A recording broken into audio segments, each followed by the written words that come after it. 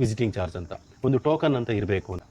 ಆಮೇಲೆ ಏನಾರು ಎಮರ್ಜೆನ್ಸಿ ಅಂತ ಕರೆದ್ರೆ ಇವ್ರು ಕಾಲ್ ಮಾಡಿದಾಗ ಡಾಕ್ಟರ್ ಏನಾರು ಹೋಯ್ತು ಅಂದರೆ ಕೇವಲ ₹100 ಮಾತ್ರ ಚಾರ್ಜ್ ಮಾಡ್ತೀವಿ. ಔಷಧಿಗಳನ್ನು ಉಪಯೋಗಿಸಿದ್ರೆ ಮಾತ್ರ ಔಷಧಿ ಮಾತ್ರ ಬಿಲ್ ಹಾಕ್ತಾರೆ. ಡಾಕ್ಟ್ರಿಗೆ ಯಾವುದೇ ಫೀಸ್ ಕೊಡೋ ಅವಶ್ಯಕತೆ ಇಲ್ಲ. ದಿವಸ ಚಾಪ್ ಕಟ್ಟಿಲ್ಲ ಅಂದರೆ ಮುಗೀತು. ಒಂದು ದಿವಸ ಮಿಲ್ಕಿಂಗ್ ಮಿಷನ್ ಇಲ್ಲ ಅಂತಂದರೆ ಹೈರಾಣ ಹೋಗ್ತಾನೆ ಅವನು. ಸೊ ಅದಕ್ಕೆ ಈ ಎಲ್ಲದನ್ನು ಕೂಡ ಅವ್ನ ಮನೆ ಬಾಗಿಲಲ್ಲಿ ರಿಪೇರಿ ಮಾಡ್ತಕ್ಕಂಥ ಕೆಲಸ ನಮ್ಮ ಟೆಕ್ನಿಕಲ್ ಟೀಮ್ ಇದೆ. ಅವ್ರು ವಿಸ್ತರಣಾಧಿಕಾರಿಗಳನ್ನ ಸಂಪರ್ಕ ಮಾಡಿ ಹೇಳಿದ್ರೆ ಸಾಕು, ಅವ್ರು ಇವನನ್ನು ಕಳಿಸ್ತಾರೆ ಅವ್ನ ಮನೆ ಬಾಗಿಲಿಗೆ. ಆವಾಗ ರೈತನ ಮನೆ ಬಾಗಿಲಲ್ಲೇ ಕೆಲಸ ಆಗುತ್ತೆ. ಹತ್ರ ಕರ್ಕೊಂಡು ಹೋಗ್ತೀವಿ, ಪೌಲ್ಟ್ರಿ ಹತ್ರ ಕರ್ಕೊಂಡು ಹೋಗ್ತೀವಿ, ಆಮೇಲೆ ಬೀ ಕೀಪಿಂಗ್ ಹತ್ರ ಕರ್ಕೊಂಡು ಹೋಗ್ತೀವಿ, ಮೇವಿನ ಬೆಳೆಗಳು ಹೆಂಗೆ ಮಾಡ್ಕೋಬೋದು ಅನ್ನೋದ್ರ ಬಗ್ಗೆ ಕರ್ಕೊಂಡು ಹೋಗಿ ತೋರಿಸ್ತೀವಿ. ಈ ಥರದ್ದು ಒಂದು ದಿವಸದ ತರಬೇತಿನಲ್ಲಿ ಕವರ್ ಮಾಡ್ತೀವಿ. ಇನ್ನೊಂದು 2 ಡೇಸ್ 2 ದಿವಸದ ತರಬೇತಿ. 2 ದಿವಸದ ತರಬೇತಿನ 32 ವರ್ಷದ ವಯಸ್ಸಿನ ಯುವಕರಿಗೆ ಈ ಫೆಲೋಶಿಪ್ ಕಾರ್ಯಕ್ರಮ ಇರುತ್ತೆ. ಇದು ಒಟ್ಟು 9 ತಿಂಗಳ ಕೋರ್ಸು. ಸರ್ಟಿಫಿಕೇಟು ಕೊಡ್ತೀವಿ ಅವ್ರಿಗೆ. 3 ತಿಂಗಳ ನಂತರನೇ ಅವ್ರಿಗೆ ಸರ್ಟಿಫಿಕೇಟ್ ಸಿಗುತ್ತೆ. ಸೊ 6 ತಿಂಗಳಾದ್ಮೇಲೆ ಅದಕ್ಕೂ ಕೂಡ ಒಂದು ಅವ್ರಿಗೆ ರೆಕಗ್ನಿಷನ್ ಇರುತ್ತೆ. ಅದಾದ್ಮೇಲೆ ಅವನು ಬೇರೆ ಕಡೆ ಕೆಲಸನಾದ್ರೂ ಮಾಡ್ಬೋದು, ಇಲ್ಲ ಅಕ್ಷಯ ಕಲ್ಪದಲ್ಲೇ ಕೆಲಸ ಮಾಡ್ಬೋದು, ಇಲ್ಲ ಅವ್ರ ಜಮೀನಲ್ಲೇ ಕೆಲಸ ಮಾಡ್ಬೋದು. ಅಕ್ಷಯ ಕಲ್ಪ ಬರೋಕ್ಕೆ ಮುಂಚೆ ಒಂದು ಇಂಪಾರ್ಟೆಂಟು, ನೀವು ಬರಬೇಕು ಅಂತಂದರೆ ರಿಜಿಸ್ಟ್ರೇಷನ್ ಇಲ್ಲದೆ ಬರೋ ಹಾಗಿಲ್ಲ. ರೈತನಿಗೆ ಸಪೋರ್ಟ್ ಕೊಟ್ಬಿಟ್ರೆ ಸಾಕು, ಬಂಗಾರ ಬೆಳೆದು ಬಿಡ್ತಾನೆ. ಅವ್ನಿಗೆ ಯಾವುದೇ ರೀತಿಯಾದ ಸಪೋರ್ಟ್ ಇಲ್ಲ. ಏನೆಲ್ಲ ಸಪೋರ್ಟ್ ಬೇಕಾಗುತ್ತೆ? ಒಂದು ಉದಾಹರಣೆಗೆ, ಈ ಒಂದು ಹೈನೋದ್ಯಮವನ್ನು ಯಶಸ್ವಿಯಾಗಿ ನಡೆಸಬೇಕು ಅಂತಂದರೆ ಭಾಳ ಮುಖ್ಯವಾಗಿ ಬೇಕಾಗ್ತಕ್ಕಂಥದ್ದು ಏನಪ್ಪ ಅಂತಂದರೆ ಡಾಕ್ಟರ್ ಫೆಸಿಲಿಟಿ ಮೊದಲನೇದು. ಏಕೆ ಅಂತಂದರೆ ನಮಗೇನಾದರೂ ಹೆಚ್ಚು ಕಮ್ಮಿ ಆದರೆ 108 ಫೋನ್ ಮಾಡಿದ್ರೆ ಆಂಬುಲೆನ್ಸ್ ಬಂದು ನಮಗೆ ತೊಗೊಂಡೋಗುತ್ತೆ. ಬಟ್ ರಾತ್ರಿ 12 ಗಂಟೆನಲ್ಲಿ ಹಸುಗಳು ಹುಷಾರಿಲ್ಲ ಅಂತಂದಾಗ ಅದನ್ನು ಆಸ್ಪತ್ರೆಗೆ ಅಡ್ಮಿಟ್ ಮಾಡೋಕ್ಕೆ ಯಾವ ಆಂಬುಲೆನ್ಸು ಬರೋದಿಲ್ಲ. ಡಾಕ್ಟ್ರ್ ಅವ್ರ ಮನೆ ಬಾಗಿಲಿಗೆ ಹೋಗಬೇಕು. ಖಂಡಿತ. ಸೊ ಅದಕ್ಕೋಸ್ಕರ ಈ ಒಂದು ಇದನ್ನು ಸೇವೆಯನ್ನು ಅಕ್ಷಯ ಕಲ್ಪ ಕೊಡ್ತಾ ಇದೆ. ಸೊ ಅಲ್ಲಲ್ಲೇ ಒಂದೊಂದು ಪ್ರತಿಯೊಂದು ನಾವು ಎಲ್ಲೆಲ್ಲಿ ಸರ್ವಿಸ್ ಏರಿಯಾ ಇದೆ ನಮ್ಮದು, ಬಹುಶಃ ನಿಮಗೆ ಗೊತ್ತಿರಬೇಕು. ನಾವು ಒಂದು ಸದ್ಯಕ್ಕೆ ಒಂದು 6 ಜಿಲ್ಲೆಗಳಲ್ಲಿ ಕೆಲಸ ಮಾಡ್ತಾಯಿದ್ದೀವಿ. ತುಮಕೂರು, ಹಾಸನ್ನು, ಚಿತ್ರದುರ್ಗ, ಮತ್ತು ಮೈಸೂರು, ಚಿಕ್ಕಮಂಗ್ಳೂರು, ಸ್ವಲ್ಪ ಭಾಗದ ಚಿಕ್ಕಮಂಗ್ಳೂರು, ಮತ್ತು ಮಂಡ್ಯ, ರಾಮನಗರ, ಸ್ವಲ್ಪ ಭಾಗದಲ್ಲಿ ಇಷ್ಟು ಮಾತ್ರ ಕೆಲಸ ಮಾಡ್ತಾಯಿದ್ದೀವಿ. ಎಲ್ಲೆಲ್ಲಿ ನಮ್ಮ ಸೇವೆಗಳಿದೆಯೋ ಅಲ್ಲಲ್ಲಿ ಅದೇ ಪ್ರದೇಶದಲ್ಲಿ ಡಾಕ್ಟ್ರುಗಳು ನಮ್ಮನ್ನು ಅಪಾಯಿಂಟ್ ಮಾಡಿದ್ದೀವಿ. ಆ ಡಾಕ್ಟ್ರುಗಳ ಕೆಲಸ ಏನಪ್ಪ ಅಂತಂದರೆ, ನಮ್ಮ ಒಂದು ಗಿಡ್ಡಲ್ಲಿರ್ತಕ್ಕಂಥ ರೈತರುಗಳು ರಾತ್ರಿ ಎಷ್ಟೊತ್ತಿನಲ್ಲೇ ಫೋನ್ ಮಾಡಿದ್ರು ಕೂಡ ಅಟೆಂಡ್ ಮಾಡಬೇಕು. ಏನಾರ ಎಮರ್ಜೆನ್ಸಿ ಇದ್ದರೆ ಹೋಗಿ ಟ್ರೀಟ್ ಮಾಡಬೇಕು, ಈ ಕೆಲಸ. ಆದರೆ ಇದಕ್ಕೆ ಯಾವುದೇ ರೀತಿಯಾದ ಶುಲ್ಕ ನಾವು ಇದು ಮಾಡಲ್ಲ. ಏನು ಶುಲ್ಕ ಮಾಡ್ತೀವಿ ಇಲ್ಲ ಅಂತಲ್ಲ, ಪ್ರತಿ ತಿಂಗಳು ಒಂದು ವಿಸಿಟ್ ಏನಿರುತ್ತೆ ಅದು ಉಚಿತವಾಗಿರುತ್ತೆ. ಎಲ್ಲ ಹಸುಗಳನ್ನು ತಪಾಸಣೆ ಮಾಡ್ತಾರೆ. ಏನಾದರೂ ಔಷಧಿಗಳನ್ನು ಉಪಯೋಗಿಸಿದ್ರೆ ಮಾತ್ರ ಔಷಧಿ ಮಾತ್ರ ಬಿಲ್ ಹಾಕ್ತಾರೆ. ಡಾಕ್ಟ್ರಿಗೆ ಯಾವುದೇ ಫೀಸ್ ಕೊಡೋ ಅವಶ್ಯಕತೆ ಇಲ್ಲ. ಆಮೇಲೆ ಎಮರ್ಜೆನ್ಸಿ ಅಂತ ಕರೆದ್ರೆ ಇವ್ರು ಕಾಲ್ ಮಾಡಿದಾಗ ಡಾಕ್ಟರ್ ಏನಾರು ಹೋಯ್ತು ಅಂದರೆ ಕೇವಲ ₹100 ಮಾತ್ರ ಚಾರ್ಜ್ ಮಾಡ್ತೀವಿ ಅಷ್ಟೇ. ವಿಸಿಟಿಂಗ್ ಚಾರ್ಜ್ ಅಂತ, ಒಂದು ಟೋಕನ್ ಅಂತ ಇರಬೇಕು ಅಂತ. ಅರ್ಥ ಆಗ್ತಾ ಇಲ್ಲ? ಅವ್ನು ₹3,000 ಖರ್ಚು ಮಾಡ್ಕೊಂಡು ಹೋಗಿರ್ತಾರೆ ಇಲ್ಲಿಂದ ಕಾರಲ್ಲಿ, ಬಟ್ ಅದನ್ನು ಹಾಕೋದಿಲ್ಲ. ಬರೀ ಕೇವಲ ₹100 ಮಾತ್ರ ನಾವು ಚಾರ್ಜ್ ಮಾಡ್ತೀವಿ. ಇನ್ನು ಮೆಡಿಸನ್ ಏನು ಕೊಡ್ತೀವೋ ಅಷ್ಟು ಮಾತ್ರ ನಾವು ಅವ್ರ ಹತ್ರ ಚಾರ್ಜ್ ಮಾಡ್ತೀವಿ. ಈ ಒಂದು ಸೇವೆಯನ್ನು ಅಕ್ಷಯ ಕಲ್ಪ ಕೊಡ್ತಾ ಇದೆ. ಬರೆಯೋದು ಡಾಕ್ಟರ್ ಸೇವೆ ತುಂಬ ಇಂಪಾರ್ಟೆಂಟು. ಅದಕ್ಕೋಸ್ಕರ ಒಬ್ಬ ಡಾಕ್ಟ್ರನ್ನ ನಾವು ಅಲ್ಲಲ್ಲೇ ಅಪಾಯಿಂಟ್ ಮಾಡಿರ್ತೀವಿ. ಅವ್ರು ಹೋಗ್ಬಿಟ್ಟು ಅದನ್ನು ಅಟೆಂಡ್ ಮಾಡ್ತಾರೆ, ಈ ರೀತಿಯ ಸರ್ವಿಸ್ ಕೊಡ್ತಾರೆ. ನಂಬರ್ 2 ಬಂದ್ಬಿಟ್ಟು ವಿಸ್ತರಣಾಧಿಕಾರಿ, ಅಂದರೆ ಒಬ್ಬ ಕನ್ಸಲ್ಟೆಂಟ್. ಎಲ್ಲದಕ್ಕೂ ಇವತ್ತು ಒಬ್ಬ ಕನ್ಸಲ್ಟೆಂಟ್ ಬೇಕು, ಹೌದಾ ಇಲ್ವೋ? ಅವನು ಡೈರಿಯನ್ನು ಯಶಸ್ವಿಯಾಗಿ ನಡೆಸಬೇಕು ಅಂದರೆ ಒಬ್ಬ ಕನ್ಸಲ್ಟೆಂಟಾಗಿ ನಮ್ಮ ಕಡೆಯಿಂದ ಅಕ್ಷಯ ಕಲ್ಪ ಒಬ್ಬ ಎಂಪ್ಲಾಯಿಯಲ್ಲಿ ಹೋಗ್ತಾರೆ ಅವ್ರ ಮನೆಗೆ. ಹೋಗ್ಬಿಟ್ಟು ಅವನ ಉದ್ಯಮ, ಹೈನೋದ್ಯಮ ಯಶಸ್ವಿಯಾಗಿ ನಡೀತಾ ಇದೆಯೋ ಇಲ್ವೋ, ಅವನೇನಾದರೂ ಸಾವಯವ ಹಾಲನ್ನು ಉತ್ಪಾದನೆ ಮಾಡೋದಕ್ಕೆ ಬೇಕಾದಂಥ ಕ್ರಮಗಳನ್ನು ಅನುಸರಿಸ್ತಾ ಇದ್ದಾನೋ ಇಲ್ವೋ, ಬೇರೆ ಅಂದರೆ ಡಿವಿಯೇಷನ್ಸ್ ತೊಗೊತಾ ಇದ್ದಾನ, ಜೊತೆಗೆ ಅವನು ಲಾಭದಲ್ಲಿದೆಯೋ ನಷ್ಟದಲ್ಲಿದೆಯೋ, ಎಷ್ಟು ಇಳುವರಿ ಬರ್ತಾ ಇದೆ, ಎಷ್ಟು ಶ್ರಮ ಹಾಕ್ತಾ ಇದ್ದಾನೆ, ಪ್ರತಿಯೊಂದನ್ನು ಲೆಕ್ಕ ಹಾಕ್ತೀವಿ. ಅವ್ನಿಗೆ ಏನಾರ ಸೇವೆಗಳ ಅವಶ್ಯಕತೆ ಇದೆಯಾ, ಎಲ್ಲದನ್ನು ಕೂಡ ಒಬ್ಬ ವಿಸ್ತರಣಾಧಿಕಾರಿ, ಒಬ್ಬ ಕನ್ಸಲ್ಟೆಂಟಾಗಿ ಕೆಲಸ ಮಾಡ್ತಾನೆ. ಇದಕ್ಕೆ ಯಾವುದೇ ರೀತಿಯಾದ ಕನ್ಸಲ್ಟೇಷನ್ ಫೀಸ್ನ ರೈತ ಕೊಡೋಂಗಿಲ್ಲ ಅಕ್ಷಯ ಕಲ್ಪಗೆ, ಆಯಿತಾ? ಸೊ ನೆಕ್ಸ್ಟು 3ನೇದು ವಿಸ್ತರಣಾ ಸೇವೆ, ಎಕ್ಸ್ಟೆನ್ಷನ್ ಸರ್ವೀಸ್ ಅಂತ ಹೇಳ್ತೀವಿ. ಅಂದರೆ ಡೈರಿಯನ್ನು ನಡೆಸೋದಕ್ಕೆ ಅವನಿಗೆ ತಿಂಡಿ ಮಿಶ್ರಣ ಇರ್ಬೋದು, ಅಥವಾ ಒಂದು ಕರುಗೆ ಹಾಲು ಕುಡಿಸೋದಕ್ಕೆ ಒಂದು ಫೀಡಿಂಗ್ ಬಾಟ್ಲ್ ಇರ್ಬೋದು, ಅಥವಾ ಅದನ್ನು ಕೆಚ್ಚಲು ಒರೆಸೋದಕ್ಕೆ ಟವಲ್ ಇರ್ಬೋದು. ಆ ಯಂತ್ರಗಳನ್ನು ತೊಳೆಯೋದಕ್ಕೆ ರಿಯೇಜೆಂಟ್ಸ್, ಕೆಲವು ಆಸಿಡ್, ಆಲ್ಕಲಿ ಇವನ್ನೆಲ್ಲ ಬಳಸ್ತೀವಿ. ಅದನ್ನು ತೊಗೊಂಬರ್ತೀನಿ ಅಂತಂದ್ಬಿಟ್ಟು ಅವ್ನು ಯಾವುದೇ ಸಿಟಿಗೆ ಹೋಗಬಾರ್ದು, ಅವನು ಮನೆ ಬಾಗಿಲಿಗೆ ಹೋಗಿ ಬೀಳಬೇಕು. ಒಂದು ತಿಂಗಳಿಗೆ ಅವನಿಗೆ ಎಷ್ಟು ಅವಶ್ಯಕತೆಗಳಿದೆ ಡೈರಿಯನ್ನು ಯಶಸ್ವಿಯಾಗಿ ನಡೆಸೋದಕ್ಕೆ, ಎಲ್ಲ ಉಪಕರಣಗಳು, ಎಲ್ಲ ಪದಾರ್ಥಗಳು ಅವನ ಮನೆ ಬಾಗಿಲಿಗೆ ತಲುಪಿಸ್ತಕ್ಕಂಥ ಸೇವೆಯನ್ನು ಅಕ್ಷಯ ಕಲ್ಪ ಮಾಡ್ತಾ ಇದೆ. ಸೊ ನೆಕ್ಸ್ಟು 4ನೇದು ಯಂತ್ರೋಪಕರಣ ಸೇವೆ. ಅಂದರೆ ನಾವೀಗ ಸ್ಮಾರ್ಟ್ ವರ್ಕ್ ಅಂತ ಹೇಳಿದ್ವಿ. ಸ್ಮಾರ್ಟ್ ವರ್ಕ್ ಅಂದರೆ ಟೆಕ್ನಾಲಜಿನ ಉಪಯೋಗಿಸ್ಕೋಬೇಕು. ಹಾರ್ಡ್ ವರ್ಕ್ ಮಾಡೋಕ್ಕಾಗೋದಿಲ್ಲ, ಕೈಯಲ್ಲಿ ಹಾಲು ಕರಿಯೋಕ್ಕಾಗಲ್ಲ, ಮಿಷನ್ ಬೇಕೇ ಬೇಕು, ಹೌದಾ ಇಲ್ವೋ? ಸೊ ಹಾಲು ಕರಿಬೇಕು ಅಂದರೆ ಮಿಷನ್ ಇರುತ್ತೆ, ಮೇವು ಕಟ್ ಮಾಡೋದಕ್ಕೆ ಚಾಪ್ ಕಟ್ ಇರುತ್ತೆ, ಕೊಟ್ಟಿಗೆ ತೊಳೆಯೋದಕ್ಕೆ ಒಂದು ಪ್ರೆಷರ್ ವಾಶ್ ಇರುತ್ತೆ. ಇವೆಲ್ಲ ಯಂತ್ರಗಳನ್ನು ಉಪಯೋಗಿಸ್ಕೊಂಡ್ರೆ ಅವನ ಕೆಲಸ ಸುಲಭ ಆಗುತ್ತೆ. ಅವನು 4 ಗಂಟೆಗೆ ಅವನು ಮುಗಿಸ್ಬೋದು ಕೆಲಸನ 4 ಅವರ್ಸಲ್ಲಿ. ಸೊ ಆವಾಗ ಯಂತ್ರೋಪಕರಣಗಳು ಬರ್ತವೆ. ಯಂತ್ರೋಪಕರಣ ಇದೆ ಅಂತಂದರೆ ಸರ್ವಿಸ್ ಬೇಕೇ ಬೇಕಾಗುತ್ತೆ, ಕೆಟ್ಟೋಗ್ತಾ ಇರುತ್ತೆ. ತಿರ್ಗಾ ಮತ್ತೆ ಅವನದನ್ನು ಹೊತ್ಕೊಂಡು ಯಾವುದೋ ನಗರಕ್ಕೆ ಹೋಗೋದು, ಅಲ್ಲಿ ರಿಪೇರಿ ಮಾಡಿಸ್ಕೊಂಬರ್ತೀನಿ ಅಂತ 2-3 ದಿವಸ ಲೇಟ್ ಆಗೋದು, ಹಿಂಗೆಲ್ಲ ಆದಾಗ ಏನಾಗುತ್ತೆ ಅಂದರೆ ಅವನು ಇಲ್ಲಿ ಕುಂಠಿತ ಆಗ್ತಾ ಬರುತ್ತೆ. 3 ದಿವಸ ಚಾಪ್ ಕಟ್ಟಿಲ್ಲ ಅಂದರೆ ಮುಗೀತು.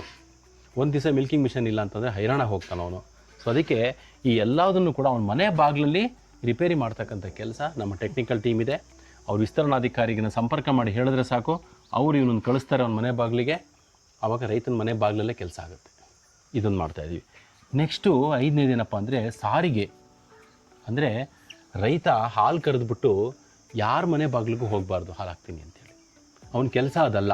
ಅವ್ನು ಹಾಲು ಕರೆದು ಇಡಬೇಕಷ್ಟೇನೆ. ಆ ಸಂಸ್ಥೆನೇ ಹೋಗಿ ತೊಗೊಂಬರ್ಬೇಕು.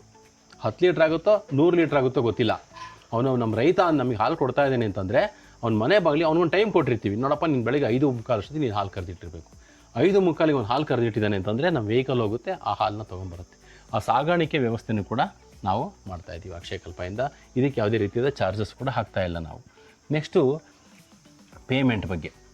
ಅಂದರೆ ಇವತ್ತು ಕರೆದಂತಹ ಕೊಟ್ಟಂತಹ ಹಾಲು, ಇವತ್ತು ಬೆಳಗ್ಗೆ ಮತ್ತು ಸಾಯಂಕಾಲ ಏನು ಹಾಲು ಕೊಡ್ತಾರೆ, ನಾಳೆ ಬೆಳಗ್ಗೆ ಅವ್ರ ಅಕೌಂಟಿಗೆ ದುಡ್ಡು ಹೋಗುತ್ತೆ ಡೇ ಟು ಡೇ. ಇಲ್ಲ ಸರ್ ಬೇಡ, ನನಗೆ ದಿವಸ ಬಂದರೆ ನನಗೆ ಗೊತ್ತಾಗೋದೇ ಇಲ್ಲ, ದುಡ್ಡು ಬರೋದು ಗೊತ್ತಾಗಲ್ಲ, ಹೋಗೋದು ಗೊತ್ತಾಗಲ್ಲ, 10 ದಿವಸಕ್ಕೆ ಒಂದ್ಸತಿ ಮಾಡಿಕೊಡಿ ಅಂತ ನಮ್ಗೆ ಏನಾದ್ರು ರಿಕ್ವೆಸ್ಟ್ ಕೊಟ್ಟರೆ 10 ಡೇಸ್ಗೊಂದು ಅವ್ರ ಪೇಮೆಂಟ್ ಹೋಗುತ್ತೆ. ಈ ಒಂದು ಟೆಕ್ನಾಲಜಿನೂ ಕೂಡ ನಮ್ಮಲ್ಲಿದೆ, ಅದನ್ನು ಕೂಡ ಅಳವಡಿಸ್ಕೋಬೋದು. ಕೊನೆಯದು ಮತ್ತು ಭಾಳ ಮುಖ್ಯವಾದ ಯಾವುದಪ್ಪ ಅಂತಂತಂದರೆ ಇನ್ನು ತರಬೇತಿ. ಈ ತರಬೇತಿ ಸುಮಾರು ಎಲ್ಲ ಉಚಿತವಾಗಿರುತ್ತೆ ನಮ್ಮ ರೈತರುಗಳಿಗೆ. ಹೊರಗಡೆಯಿಂದ ನಮ್ಮ ಗ್ರಿಡ್ಡಲ್ಲಿ ಅಂದರೆ ನಮ್ಮ ವ್ಯಾಪ್ತಿ ಪ್ರದೇಶದಿಂದ ಆಚೆಯಿಂದ ಬರ್ತಕ್ಕಂಥ ರೈತರಿಗೆ ನಾವಿಲ್ಲಿ ಚಾರ್ಜ್ ಮಾಡ್ತೀವಿ 2,000 ರೂಪಾಯಿ ಒಂದು ತರಬೇತಿಗೆ ಅಂಥೇಳಿ. ಯಾವ್ಯಾವ ಥರ ತರಬೇತಿ ಇರುತ್ತಪ್ಪ ಅಂತಂದರೆ, ಒಂದು 1 ಡೇ ತರಬೇತಿ ಇರುತ್ತೆ. ಅಂದರೆ ಒಂದು ಎಕ್ಸ್ಪೋಜರ್ ವಿಸಿಟ್ ಥರ ಇರುತ್ತೆ. ನಾವು ಪ್ರತಿ ಮಂಗಳವಾರ ಮತ್ತು ಶುಕ್ರವಾರ ಅವ್ರು ಬರ್ಬೋದು ಇಲ್ಲಿಗೆ. ಬರೋದಕ್ಕೆ ಮುಂಚೆ ತಿಳಿಸ್ಬಿಟ್ಟು ನಮಗೆ ಬರಬೇಕು, ಹಾಗೆ ಬರೋ ಹಾಗಿಲ್ಲ. ಅವರಿಗೆ ಬಂದರೆ ಒಂದು ಓರಿಯೆಂಟೇಷನ್ ಇರುತ್ತೆ, ಏನು ಉದ್ದೇಶಗಳೇನೇನು, ಅಕ್ಷಯಕಲ್ಪ ಏನೇನು ಮಾಡ್ತಾಯಿದೆ ಅನ್ನೋದ್ರ ಬಗ್ಗೆ. ನಂತರ ಅವರಿಗೆ ಎಕ್ಸ್ಪೋಜರ್ ವಿಸಿಟ್ ಇರುತ್ತೆ. ಡೈರಿ ಹತ್ರ ಕರ್ಕೊಂಡು ಹೋಗ್ತೀವಿ, ಪೌಲ್ಟ್ರಿ ಹತ್ರ ಕರ್ಕೊಂಡು ಹೋಗ್ತೀವಿ, ಆಮೇಲೆ ಬೀ ಕೀಪಿಂಗ್ ಹತ್ರ ಕರ್ಕೊಂಡು ಹೋಗ್ತೀವಿ, ಮೇವಿನ ಬೆಳೆಗಳು ಹೆಂಗೆ ಮಾಡ್ಕೋಬೋದು ಅನ್ನೋದ್ರ ಬಗ್ಗೆ ಕರ್ಕೊಂಡು ಹೋಗಿ ತೋರಿಸ್ತೀವಿ. ಈ ಥರದ್ದು 1 ದಿವಸದ ತರಬೇತಿನಲ್ಲಿ ಕವರ್ ಮಾಡ್ತೀವಿ. ಇನ್ನೊಂದು 2 ಡೇ ಸ್ಟೇ, 2 ದಿವಸದ ತರಬೇತಿ. 2 ದಿವಸದ ತರಬೇತಿನಲ್ಲಿ ರೈತರು ಬಂದವರು ಇಲ್ಲೇ ಉಳ್ಕೋಬೇಕು. ಪ್ರತಿ ಶನಿವಾರ ಭಾನುವಾರ ಇರುತ್ತೆ, ಆಲ್ಟರ್ನೇಟ್ ಸಾಟರ್ಡೆ ಸಂಡೇ ಇರುತ್ತೆ. ಮೊದಲನೇ ಶನಿವಾರ ಮತ್ತು 3ನೇ ಶನಿವಾರ ಬಂದ್ಬಿಟ್ಟು ನಮ್ಮ ಹೊರಗಡೆಯಿಂದ ಬರ್ತಕ್ಕಂಥ ರೈತರುಗಳಿಗಿರುತ್ತೆ. 2ನೇ ಶನಿವಾರ ಮತ್ತು 4ನೇ ಶನಿವಾರ ನಮ್ಮ ಅಕ್ಷಯಕಲ್ಪ ರೈತರುಗಳಿಗೆ ತರಬೇತಿಯನ್ನು ಏರ್ಪಡಿಸಿರ್ತೀವಿ. ಇಲ್ಲಿ ಈ ತರಬೇತಿ 2 ದಿವಸದ ತರಬೇತಿನಲ್ಲಿ ಎಂಟೈರ್ ಈ ಡೈರಿಯನ್ನು ಹೇಗೆ ಯಶಸ್ವಿಯಾಗಿ ಮಾಡ್ಬೋದು ಅನ್ನೋದ್ರ ಬಗ್ಗೆ ಸಂಪೂರ್ಣ ಮಾಹಿತಿ ಕೊಡ್ತೀವಿ. ಅವ್ನು ಮೇವು ಬೆಳೆಯೋದ್ರಿಂದ ಹಿಡಿದು ನಿರ್ವಹಣೆ, ಅದರಲ್ಲಿ 3 ಕವರ್ ಮಾಡ್ತೀವಿ. ಒಂದು ಫೀಡಿಂಗು, ಬ್ರೀಡಿಂಗು, ಮ್ಯಾನೇಜ್ಮೆಂಟ್ ಅಂತೇಳಿ. ಯಾವ ರೀತಿ ಆಹಾರವನ್ನು ಕೊಡಬೇಕು, ಯಾವ ರೀತಿ ತಳಿಗಳನ್ನು ಹೆಂಗೆ ಅಭಿವೃದ್ಧಿ ಪಡಿಸ್ಕೋಬೇಕು, ಜೊತೆಗೆ ಹೇಗೆ ನಿರ್ವಹಣೆಯನ್ನು ಮಾಡಬೇಕು, ಕಾಯಿಲೆಗಳು ಬಂದರೆ ಯಾವ ರೀತಿ ನಿರ್ವಹಣೆ ಮಾಡಬೇಕು, ಕೊಟ್ಟಿಗೆನ ಯಾವ ರೀತಿ ನಿರ್ವಹಣೆ ಮಾಡಬೇಕು, ಕರುಗಳನ್ನು ಯಾವ ರೀತಿ ನಿರ್ವಹಣೆ ಮಾಡಬೇಕು, ಇದ್ರ ಬಗ್ಗೆ ನಾವು ಅವರಿಗೆ ಮಾಹಿತಿ ಕೊಡ್ತಾ ಹೋಗ್ತೀವಿ. ಈ 2 ದಿವಸದ ತರಬೇತಿನಲ್ಲಿ ಸಂಪೂರ್ಣವಾಗಿ ಹೆಂಗೆ ಯಶಸ್ವಿಯಾಗಿ ಅವನು ಮಾಡ್ಬೋದು ಅನ್ನೋದ್ರ ಬಗ್ಗೆ ತರಬೇತಿ ಕೊಡ್ತೀವಿ. ಇದನ್ನು ನಮ್ಮ ರೈತರು ಯಾರು ಬೇಕಾದರೂ ತೊಗೋಬೋದು. ನಮ್ಮ ಗ್ರಿಡ್ಡಲ್ಲಿ ಇರ್ತಕ್ಕಂಥವ್ರು, ನಮ್ಮ ಸರ್ವಿಸ್ ಏರಿಯಲ್ಲಿರ್ತಕ್ಕಂಥ ರೈತರುಗಳಿಗೆ ಉಚಿತವಾಗಿರುತ್ತೆ. ಇನ್ನೊಂದು ತರಬೇತಿ ಏನಪ್ಪ ಅಂತಂದರೆ, ಅವ್ನು ಮನೆ ಬಾಗಿಲಿಗೆ ಹೋಗಿ ಕೊಡ್ತಕ್ಕಂಥದ್ದು. ಕೆಲವೊಂದು ಸಂದರ್ಭದಲ್ಲಿ ನಾವು ಯಾವಾಗಲೂ ಕೂಡ ನಾವು ರೈತರನ್ನ ಇಲ್ಲಿ ಕರೆಯೋಕ್ಕಾಗಲ್ಲ. ಆಮೇಲೆ ಇಲ್ಲೇನು 2 ದಿವಸ ಕಲ್ತಿರ್ತಾರೆ, ಮರ್ತು ಹೋಗ್ತಾ ಇರ್ತಾರೆ ಅವರು. 108 ಸಮಸ್ಯೆಗಳಿರ್ತವೆ. ಅದಕ್ಕೆ ಯಾವಾಗ ಅವಶ್ಯಕತೆ ಇದೆ ಅವ್ರ ಮನೆ ಬಾಗಿಲಿಗೆ ಹೋಗ್ತೀವಿ. ರಸಮೇವ್ ಹೇಗೆ ಮಾಡ್ಕೊಳ್ಬೇಕು ಒಂದಿಷ್ಟು ಮಾಡಿಕೊಟ್ಟು ತೋರಿಸ್ಬರೋದು. ಅಂದರೆ ಇದನ್ನು ತರಬೇತಿ ಅನ್ನಲ್ಲ, ನಾವು ಇದನ್ನು ಡೆಮಾನ್ಸ್ಟ್ರೇಷನ್ ಅಂತೀವಿ. FLD ಅಂತ ಕರಿತೀವಿ, ಫೀಲ್ಡ್ ಲೆವೆಲ್ ಡೆಮಾನ್ಸ್ಟ್ರೇಷನ್ ಅಂತ. ಸೊ ಒಂದು ಆಹಾರ ತಯಾರಿಸ್ಕೋಬೇಕು, TMR ಅಂತ ಏನು ಹೇಳ್ತೀವಿ ನಾವು, ಅದನ್ನು ಹೇಗೆ ಮಾಡಬೇಕು ಅನ್ನೋದು ಗೊತ್ತಿಲ್ಲ. ಅವ್ನ ಮನೆಗೆ ಹೋಗ್ಬಿಟ್ಟು ಒಂದು ಹಸುಗೆ ಆಹಾರವನ್ನು ತಯಾರಿಸ್ಕೊಟ್ಬಿಟ್ಟು ಫೀಡಿಂಗ್ ಮಾಡ್ಬಿಟ್ಟು ಬರ್ತೀವಿ. ಸೊ ಒಂದಿಷ್ಟು ಮೇವನ್ನು ಹಾಕಬೇಕು, ಹೆಂಗೆ ಹಾಕಬೇಕು, ಯಾವ ಮೇವು ಆಯ್ಕೆ ಮಾಡ್ಕೋಬೇಕು ಅನ್ನೋದ್ರ ಬಗ್ಗೆ ಅವನಿಗೆ ಜ್ಞಾನ ಇರಲ್ಲ. ಅದ್ರ ಬಗ್ಗೆ ಫೀಲ್ಡಲ್ಲಿ ಎಲ್ಲ ರೆಡಿ ಮಾಡಿಸಿರ್ತಾರೆ, ಪೂರ್ವ ತಯಾರಿ ಆಗಿರುತ್ತೆ. ನಮ್ಮ ವಿಸ್ತರಣಾಧಿಕಾರಿಗಳು ಅದ್ರ ಜೊತೆಗೆ ಕೈ ಜೋಡಿಸಿರ್ತಾರೆ ಆ ರೈತನ ಜೊತೆಗೆ. ಸೊ ಅಲ್ಲಿ ಹೋದಾಗ ನಾವು ಅವನಿಗೆ ಏನೇನು ಬೇಕೋ ಎಲ್ಲದನ್ನು ಕೂಡ ನಾವು ಕೊಟ್ಬಿಟ್ಟು ಅವನಿಗೆ ಯಾವ ರೀತಿ ಸೋ ಮಾಡಬೇಕು, ಯಾವ ರೀತಿ ಅದಕ್ಕೆ ನಿರ್ವಹಣೆಯನ್ನು ಮಾಡಬೇಕು ಅನ್ನೋದ್ರ ಬಗ್ಗೆ ಮಾಡಿಕೊಟ್ಬಿಟ್ಟು ಬರೋದು. ಎಂದು ಬರೀ ಇಲ್ಲಿ ಡೆಮಾನ್ಸ್ಟ್ರೇಷನ್ ನಡೆಯುತ್ತೆ, ತರಬೇತಿಗಳು ನಡೆಯೋದಿಲ್ಲ ಇಲ್ಲಿ. ಸೊ ಈ ಥರದ ತರಬೇತಿಗಳು ರೈತನಿಗೆ ಇರುತ್ತೆ. ಇದಲ್ದಲೇ ಇನ್ನೂ 1-2 ರೀತಿಯ ತರಬೇತಿಗಳಿದೆ. ಏನಪ್ಪ ಅಂದರೆ, ಒಂದು ಫೆಲೋಶಿಪ್ಪು ಮತ್ತು ಇನ್ನೊಂದು KCS ಅಂತ ಹೇಳ್ತೀವಿ, ಕೃಷಿ ಚೈತನ್ಯ ಶಿಬಿರ ಅಂತ. ಈ ಫೆಲೋಶಿಪ್ ಅಂತಕ್ಕಂಥದ್ದು ಯಾರಿಗೆ, ಇದನ್ನು ಅಳಿಸ್ತೀನಿ. ಫೆಲೋಶಿಪ್ ಅನ್ನೋದು ಯಾರಿಗಪ್ಪ ಅಂತಂತಂದರೆ, 18ರಿಂದ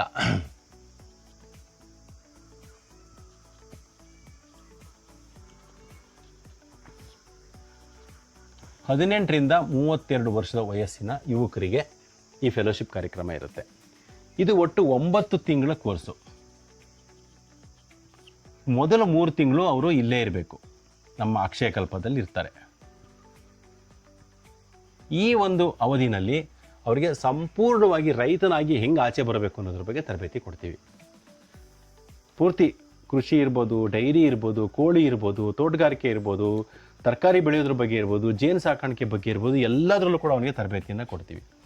3 ತಿಂಗಳ ನಂತರ ಇನ್ನೊಂದು 6 ತಿಂಗಳು ಎಕ್ಸ್ಟೆಂಡ್ ಮಾಡ್ತೀವಿ. ಅವನು 3 ತಿಂಗಳ ನಂತರ ಅವನು ವಾಪಸ್ ಹೋಗ್ಬೋದು, ನನಗೆ ನನ್ನ ಜಮೀನಲ್ಲೇ ನನಗೆ ಕೃಷಿಯನ್ನು ಅಭಿವೃದ್ಧಿ ಪಡಿಸ್ಕೋತೀನಿ ಅಂತ. ಇಲ್ಲ ಸರ್, ನನಗೆ ಕೃಷಿ ಭೂಮಿ ಇಲ್ಲ, ನಾನು ಬೇರೆನೆಲ್ಲ ಕೆಲಸ ಮಾಡಬೇಕು ಅಂತಂದಾಗ 6 ತಿಂಗಳು ಬೇರೆಯವರದ ಒಂದು ಜಮೀನಿಗೆ ಅವ್ನು ಅಸೈನ್ ಮಾಡ್ತೀವಿ. ಅಂದರೆ ಅವ್ನು ಅಲ್ಲಿ ತೊಡಗಿಸ್ಕೊಳಪ್ಪ ಅಂತ ಹೇಳ್ತೀವಿ. ಈ 3 ತಿಂಗಳಲ್ಲಿ ಕಲ್ತಿರೋದನ್ನು ಈ 6 ತಿಂಗಳಲ್ಲಿ ಆ ತೋಟದಲ್ಲಿ ಇಂಪ್ಲಿಮೆಂಟ್ ಮಾಡಬೇಕು ಅವರು. ಒಟ್ಟು 9 ತಿಂಗಳು ಕೂಡ ಅವ್ರಿಗೆ 10,000 ರೂಪಾಯಿ ಸ್ಟೈಫಂಡ್ ಕೊಡ್ತೀವಿ. ಫೆಲೋಶಿಪ್ಪು ತಿಂಗಳಿಗೆ 10,000, ಪ್ರತಿ ತಿಂಗಳಿಗೆ 10,000 ರೂಪಾಯಿ. ಇಲ್ಲೂ ಕೂಡ 10,000 ರೂಪಾಯಿ ಕೊಡ್ತಿರ್ತೀವಿ 3 ತಿಂಗಳಿಗೆ, ಇಲ್ಲೂ ಕೂಡ 10,000 ರೂಪಾಯಿ, 9 ತಿಂಗಳು ಕೊಡ್ತೀವಿ.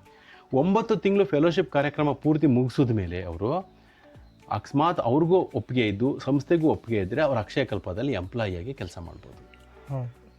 ಎಷ್ಟೊಂದು ಜನ ಯುವಕರು ನಿರುದ್ಯೋಗಿಗಳಾಗಿದ್ದಾರೆ, ಅಲಿತಾ ಇದ್ದಾರೆ, ಇವತ್ತು ಸುಮ್ಮನೆ ಅಲಿತಾ ಇದ್ದಾರೆ, ಹಳ್ಳಿಗಳಲ್ಲಿ ಆರಾಮಾಗಿ ಡಿಗ್ರಿ ಮಾಡಿದ್ದಾರೆ, ಆದ್ರೂ ಎಲ್ಲೂ ಕೆಲಸ ಸಿಗ್ತಿಲ್ಲ. ಇಲ್ಲ. ಹೌದು, ಇಲ್ಲಿ ಬಂದಾಗ ಏನಾಗುತ್ತೆ, ಅವ್ನಿಗೆ ಆಸಕ್ತಿ ಮೂಡ್ತಾ ಹೋಗುತ್ತೆ ಕೃಷಿ ಬಗ್ಗೆ. ಹೌದು. ಈಗಾಗಲೇ 3ನೇ ಬ್ಯಾಚ್ ನಮ್ಮಲ್ಲಿ ನಡೀತಾ ಇದೆ. ಎಲ್ಲರೂ ಕೂಡ ತುಂಬಾ ಹುಮ್ಮಸ್ಸಿಂದ ಆಚೆ ಹೋಗ್ತಾರೆ. ಇಲ್ಲಿಂದ ಹೋಗ್ಬೇಕಾದ್ರೆ ನಾನು ಮಾಡ್ತೀನಿ, ನಾನು ಖಂಡಿತ ನಾನು ದುಡಿತೀನಿ ಅನ್ನೋ ಭರವಸೆ ಮೇಲೆ ಹೋಗ್ತಾರೆ. ಒಂದು ಸರ್ಟಿಫಿಕೇಟ್ ಅಥವಾ ಏನಾದರೂ ಸಿಗುತ್ತೆ, ಟ್ರೈನಿಂಗ್ ಸರ್ಟಿಫಿಕೇಟ್ ಕೊಡ್ತೀವಿ. ಸರ್ಟಿಫಿಕೇಟು ಕೊಡ್ತೀವಿ ಅವ್ರಿಗೆ. 3 ತಿಂಗಳು ನಂತರನೇ ಅವ್ರಿಗೆ ಸರ್ಟಿಫಿಕೇಟ್ ಸಿಗುತ್ತೆ. ಸೊ 6 ತಿಂಗಳಾದ್ಮೇಲೆ ಅದಕ್ಕೂ ಕೂಡ ಒಂದು ಅವ್ರಿಗೆ ರೆಕಗ್ನಿಷನ್ ಇರುತ್ತೆ. ಅದಾದ್ಮೇಲೆ ಅವನು ಬೇರೆ ಕಡೆ ಕೆಲಸನಾದ್ರೂ ಮಾಡ್ಬೋದು, ಇಲ್ಲ ಅಕ್ಷಯ ಕಲ್ಪದಲ್ಲೇ ಕೆಲಸ ಮಾಡ್ಬೋದು, ಇಲ್ಲ ಅಂದ್ರೆ ಅವ್ರ ಜಮೀನಲ್ಲೇ ಕೆಲಸ ಮಾಡ್ಬೋದು. ಖಂಡಿತ ಪ್ರಾಕ್ಟಿಕಲಿಟಿ ಡೆಮಾನ್ಸ್ಟ್ರೇಷನ್ ಆಗಿರುತ್ತೆ. ಪ್ರತಿಯೊಂದು ಕೂಡ ಅವ್ನು ಕೈ ಮುಟ್ಟಿ ಹ್ಯಾಂಡ್ಸ್ ಆನ್ ಟ್ರೈನಿಂಗ್ ನಾವು ಮಾಡಿಸೋದಿಲ್ಲ. ಪ್ರತಿಯೊಂದು ಸಗಣಿ ಎತ್ತೋದ್ರಿಂದ ಹಿಡಿದು ಹಸುಗಳು ಹೆಂಗೆ ನಿರ್ವಹಣೆ ಮಾಡಬೇಕು, ಗಿಡ ಹೆಂಗೆ ಹಾಕಬೇಕು, ಕಳೆ ಹೆಂಗೆ ಕೀಳಬೇಕು, ಪ್ರತಿಯೊಂದನ್ನು ಕೂಡ ಹ್ಯಾಂಡ್ಸ್ ಆನ್. ಹೌದು. ಸೊ ಈ ರೀತಿ ಬಹಳಷ್ಟು ಯುವಕರು ಏನಂದ್ರೆ ಮನೆಯಲ್ಲೇ 2 ಎಕರೆ 3 ಎಕರೆ ಜಮೀನ್ ಇರುತ್ತೆ, ಆದ್ರೆ ಅದನ್ನ ಏನ್ ಮಾಡ್ಬೇಕು ಅನ್ನೋದು ಗೊತ್ತಿಲ್ಲ. ಅವ್ರಿಗೆ ಗೊತ್ತಿಲ್ಲ. ಡಿಗ್ರಿ ಮಾಡ್ಕೊಂಡಿರ್ತಾರೆ, PUC ಮಾಡ್ಕೊಂಡಿರ್ತಾರೆ, ಮುಂದೆ ಕೆಲವು ಕೆಲಸ ಸಿಕ್ಕಲ್ಲ, ಊರಲ್ಲಿ ಅಲಿತಾ ಇರ್ತಾರೆ, ಆಯ್ತಾ, ಮನೆಗೆ ಭಾರ ಆಗಿರ್ತಾರೆ, ಮನೆಯಲ್ಲಿ ಒಂಥರ ಕಿರಿಕಿರಿ ಇರುತ್ತೆ. ಅಂಥವ್ರೆಲ್ಲರೂ ಕೂಡ ಇಲ್ಲಿ ತರಬೇತಿ ತಗೊಂಡು ಅವ್ರ ಭವಿಷ್ಯನ ರೂಪಿಸ್ಕೊಳ್ಳೋದಕ್ಕೆ ಒಂದು ಒಳ್ಳೆ ಅವಕಾಶ. ಸೆಲ್ಫ್ ಎಂಪ್ಲಾಯ್ಮೆಂಟ್ ಅವನೇ ಕ್ರಿಯೇಟ್ ಮಾಡ್ಕೋಬಹುದು. ಇನ್ನೊಂದು KCS ಅಂತ ಹೇಳಿ, ಅಂದರೆ ಕೃಷಿ ಚೈತನ್ಯ ಶಿಬಿರ ಅಂತ ಹೇಳಿ. ಏನಪ್ಪ ಇದು ಅಂತಂದರೆ, ಈಗ ಏಜ್ ಆಗೋಗ್ಬಿಟ್ಟಿದೆ, ಇದಕ್ಕೆ ಅವ್ರು ಎಲಿಜಿಬಲ್ ಇಲ್ಲ, 35 ವರ್ಷ ದಾಟ್ಬಿಟ್ಟಿದೆ, ಆದರೂ ಕೂಡ ಕೃಷಿ ಬಗ್ಗೆ ಆಸಕ್ತಿ ಇದೆ, ಡೈರಿ ಬಗ್ಗೆ ತಿಳ್ಕೊಬೇಕು, ನಾನು ತರಕಾರಿ ಬೆಳೆಯೋದ್ರ ಬಗ್ಗೆ ತಿಳ್ಕೊಬೇಕು, ತೋಟಗಾರಿಕೆ ಬಗ್ಗೆ ತಿಳ್ಕೊಬೇಕು, ಕೋಳಿದ್ರ ಬಗ್ಗೆ ನಾನು ತಿಳ್ಕೊಬೇಕು, ಜೇನು ಸಾಕಾಣಿಕೆ ಬಗ್ಗೆ ನಂಗೆ ತರಬೇತಿ ಬೇಕು ಅನ್ನೋಂಥವ್ರು ಇಲ್ಲೇ ಬಂದು ಇದ್ದು ತರಬೇತಿಯನ್ನು ತಗೋಬೋದು. ಅವರಿಗೆ ದಿನಕ್ಕೆ 100 ರೂಪಾಯಿ ಚಾರ್ಜ್ ಮಾಡ್ತೀವಿ ಅಷ್ಟೇ. ಊಟ, ತಿಂಡಿ, ವಸತಿ ಎಲ್ಲ ನಮ್ಮದೇ. ಟೋಕನ್ ಅಂತ ಮಾಡ್ತಾ ಇರೋದಷ್ಟೇ. ಉಚಿತವಾಗಿ ಕೊಟ್ಟರೆ ಯಾವುದಕ್ಕೂ ಕೂಡ ಗೌರವ ಇರೋದಿಲ್ಲ. ಖಂಡಿತ. ಅದಕ್ಕೋಸ್ಕರ ಟೋಕನ್ ಅಂತ ಮಾಡ್ತಾ ಇರೋದು. ಕೇವಲ 100 ರೂಪಾಯಿ ನಾವು ಕಲೆಕ್ಟ್ ಮಾಡಿ ಅವರಿಗೆ ತರಬೇತಿ ಕೊಡ್ತಾ ಹೋಗ್ತೀವಿ. ಅವ್ರಿಗೆ ಕ್ಲಾಸು ಇರುತ್ತೆ, ಜೊತೆಗೆ ಅವರಿಲ್ಲಿ ಭಾಗವಹಿಸಲೇಬೇಕು ಪ್ರತಿಯೊಂದಕ್ಕೆ. ಇಲ್ಲಿ ಹೆಂಗೆ ಅಂದರೆ ಮಿನಿಮಮ್ 5 ದಿವಸ ಅವ್ರು ರಿಜಿಸ್ಟರ್ ಮಾಡ್ಕೋಬೇಕು. ಅಂದರೆ 500 ರೂಪಾಯಿ ಕೊಟ್ಬಿಟ್ಟು ರಿಜಿಸ್ಟರ್ ಮಾಡ್ಕೋಬೇಕು. 5 ದಿವಸನಲ್ಲಿ ಅವರು ಡೈರಿಗೆ ವಿನಿಯೋಗಿಸಬಹುದು. ನೆಕ್ಸ್ಟ್ 5 ದಿವಸ ನನಗೆ ಕೋಳಿ ಬಗ್ಗೆ ನಂಗೆ ತರಬೇತಿ ಬೇಕು ಅಂತ ವಿನಿಯೋಗಿಸಬಹುದು. ನೆಕ್ಸ್ಟ್ ಇನ್ನೊಂದು 5 ದಿವಸ ನಾನು ತರಕಾರಿ ಬಗ್ಗೆ ಹೇಳ್ಕೊಡಿ ಅಂತ ಕೇಳ್ಬೋದು. ಅವ್ರಿಷ್ಟ. ಅದು 1 ತಿಂಗಳು ಇರ್ತಾರಾ, 1 ತಿಂಗಳು ಇರ್ಬೋದು. ಬೇಕಾದರೆ ವಿಂಗಡಣೆ ಮಾಡ್ಕೋಬೋದು. ನಂಗೆ ಇದರಲ್ಲಿ 10 ದಿವಸ ಟ್ರೈನಿಂಗ್ ಬೇಕು, ಇದರಲ್ಲಿ 5 ದಿವಸ ಬೇಕು, ನನಗೆ ಬೀ ಕೀಪಿಂಗಲ್ಲಿ 1 ವಾರ ಟ್ರೈನಿಂಗ್ ಬೇಕು ಅಂತ. ಅಂದರೆ ಎಷ್ಟು ದಿವಸ ಇರ್ತಾರೋ ಅಷ್ಟು ದಿವಸಕ್ಕೆ 100 ರೂಪಾಯಿ ಅಂತ ಅವ್ರಿಗೆ ನಾವು ಚಾರ್ಜ್ ಮಾಡ್ತೀವಿ ಅಷ್ಟೇ. ಕೊಟ್ಬಿಟ್ಟು ಯಾರು ಬೇಕಾದರೂ ಕೂಡ ಇಲ್ಲಿ ತರಬೇತಿ ತೊಗೋಬೋದು. ಇದಕ್ಕೆ 60 ವರ್ಷ ಮ್ಯಾಕ್ಸಿಮಮ್ ಲಿಮಿಟ್. ಅದ್ರ ನಂತರ ಏನಾಗುತ್ತೆ ಅಂತಂದರೆ ಮನುಷ್ಯನಿಗೆ ಸಹಜವಾಗಿ ವಯಸ್ಸಾಗುತ್ತೆ. ಸೊ ಇಲ್ಲಿ ಆರೋಗ್ಯದ ಸಮಸ್ಯೆಗಳಿರ್ತವೆ ಅವರಿಗೆ.